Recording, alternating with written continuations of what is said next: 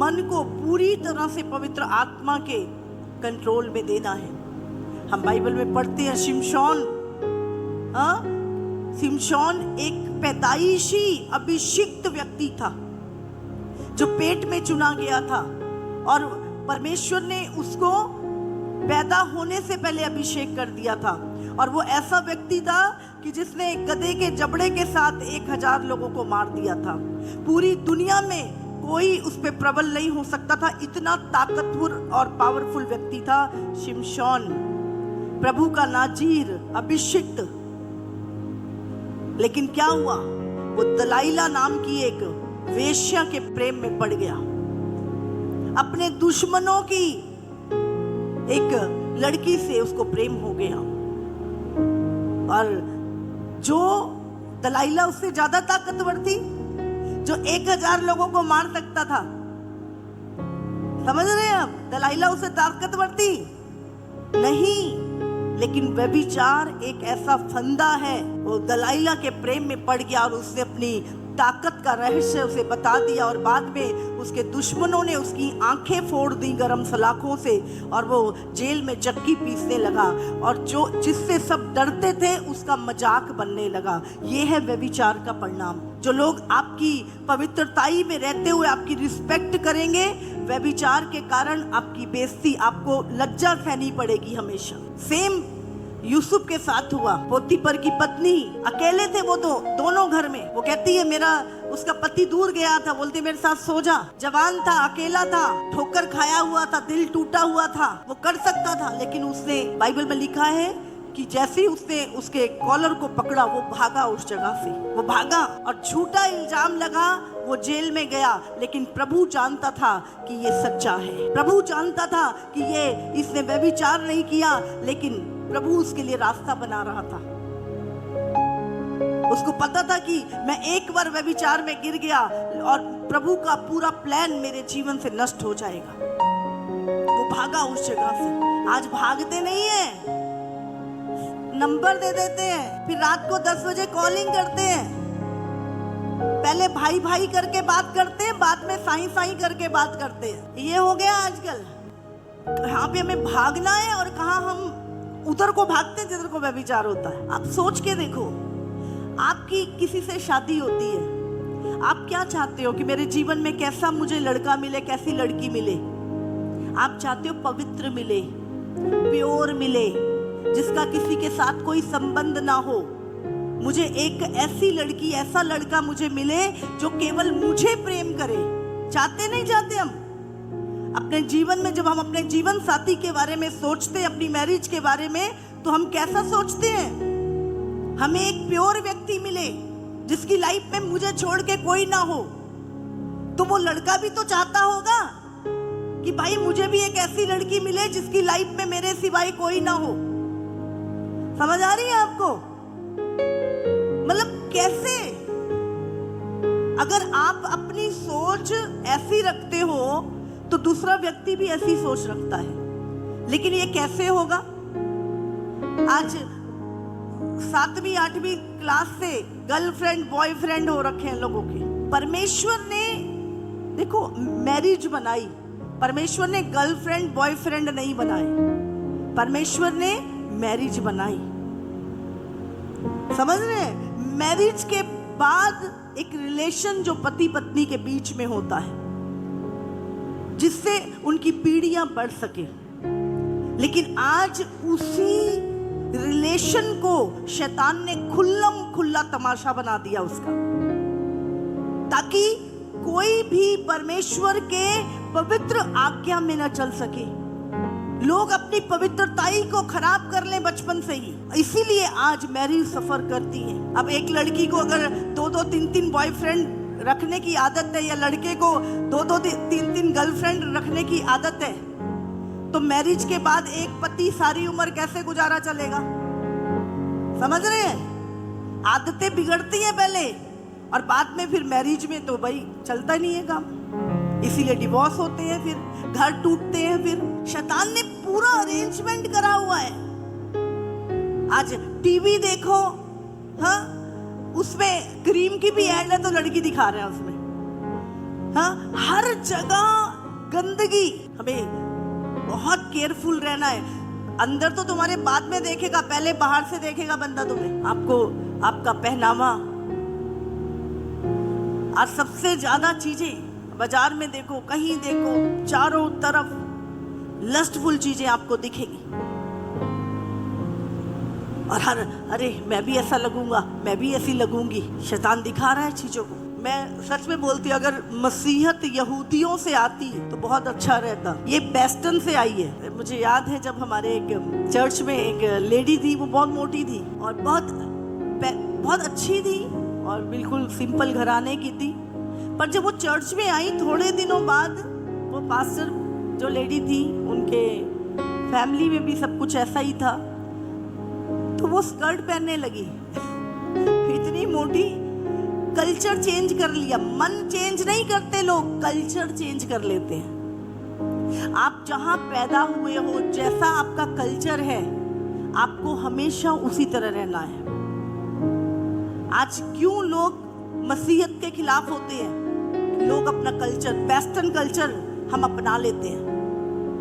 उनका तो कल्चर ही है वो, समझ रहे, इसीलिए वो पहनते हैं जैसा भी कल्चर। अभी गोवा में अगर आप जाओगे तो वहां पे बुढ़ी बुढ़ी औरतें भी क्या है, इतनी फ्रॉक पहनती है जैसे हम छोटे बच्चों को पहनाते हैं। वहां का कल्चर है। पर अगर आप अपने गांव में पहन के घूमोगे तो क्या होगा? डंडे पड़ेंगे। हाँ, समझ रहे हैं? तो अपने कल्चर को मत छोड़िए। आपने यीशु को ग्रहण किया, आपने यीशु को माना, अच्छी बात है। और यीशु खुद कहता है, इसीलिए लड़कियां बहुत टाइट फिट कपड़े पहन के ना, ये क्या कर रहे हैं, हम लोगों को आकर्षित कर रहे हैं। देखो भाई हमारी बॉडी कितनी अच्छी है, देखो हम कितने सेक्सी लग रहे हैं। हाँ, इस तरह खुले कपड़े पहनो हमेशा नॉर्मल ड्रेसेस में। दिमाग तुम्हारा ना जाए गंदगी की तरफ और ना तुम देखने वाले का जाए। समझ आ रही है? हाँ, लड़के हाँ जी बॉडी दिखाते हैं, हम पता नहीं क्या है, ये चल रहा है आजकल, फैशन चल रहा है। और हमें पता नहीं हम कब किस गलत गर्त में गिर जाते हैं। आपको बहुत केयरफुल रहना है बच्चों इस समय पर। ये समय अच्छा नहीं है। व्यभिचार एक मीठा जहर है। इंसान को लगता है कि पता नहीं क्या है।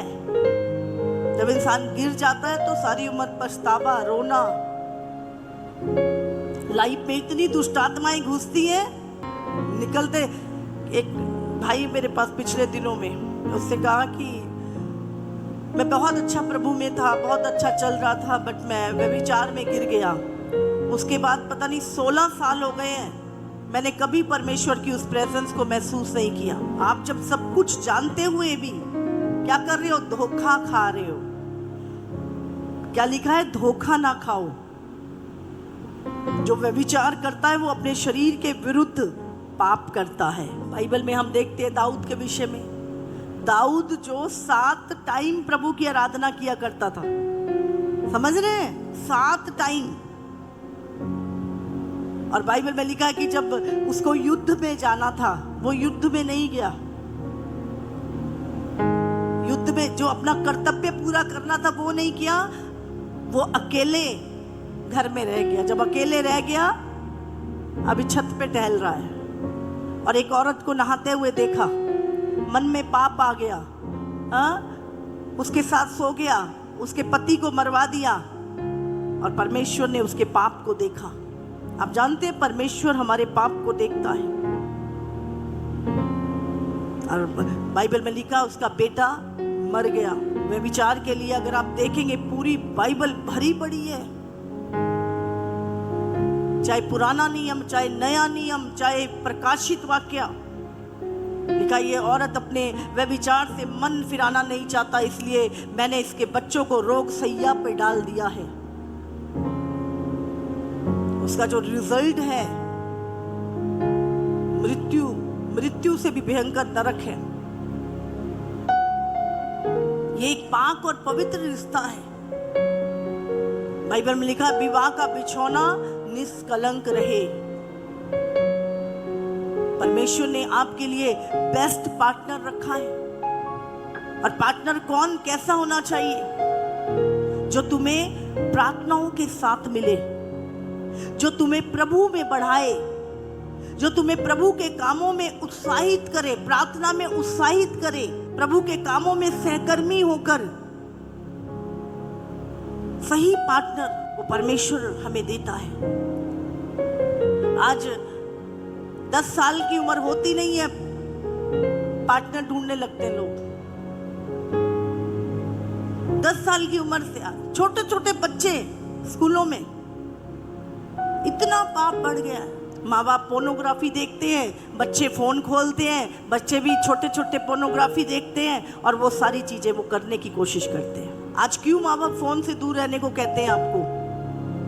इसीलिए कहते हैं। आज मम्मी पढ़ाई के लिए चाहिए फोन। कितनी देर पढ़ते हैं?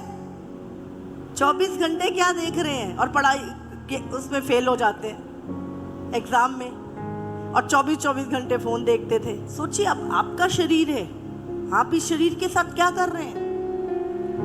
आप कैसे, ये जो पवित्र बाइबल में लिखा है, तुम्हारा शरीर पवित्र आत्मा का मंदिर है, इसके अंदर परमेश्वर रहता है, प्रभु का आत्मा रहता है। हम कैसे इससे अपवित्र कर सकते हैं? आज आपको जानना है, जब परमेश्वर बात करेगा, प्रार्थना आपको, अगर आपकी मैरिज की उम्र हो गई, आपको प्रार्थना करनी। अब 22-24 साल के अगर हो चुके हैं तो आपको प्रार्थना करनी स्टार्ट करने की, प्रभु मुझे एक अच्छा पार्टनर, जो प्रार्थना करने वाला, आपका भय मानने वाला, मुझे आपसे करीब ले जाने वाला, आपके कामों में बढ़ाने वाला, मेरा प्रार्थना में ध्यान रखने वाला। हमें ऐसा पार्टनर चाहिए जो हमें खुदा से दूर ना करे, जो हमें खुदा के करीब लेकर आए। अगर हम, बाइबल में लिखा है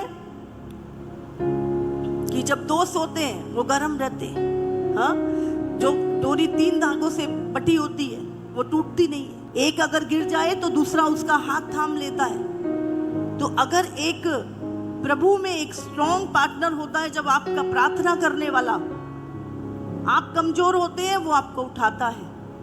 आपकी प्रेयर लाइफ वीक हो रही है, दूसरा व्यक्ति आपको स्ट्रॉन्ग करता है प्रभु में। जब शैतान यीशु मसीह के पास आया, उससे कहा ये रोटियां, भूख के साथ, भूख लगी है भाई, कर ले कॉम्प्रोमाइज। पूरी दुनिया की हर एक चीजें उसे यीशु के सामने लाके रखी। आज शैतान आपके सामने एक से एक चीज आपको ऑफर करता है, लेकिन प्रभु देखता है ये व्यक्ति मुझसे प्रेम करता है या अपनी अभिलाषाओं से। आज हम इमोशनली होके हम ऐसे रिश्तों को ढूंढ लेते हैं और बाद में जो सफर करते हैं, हम पूरी जिंदगी सफर करते हैं।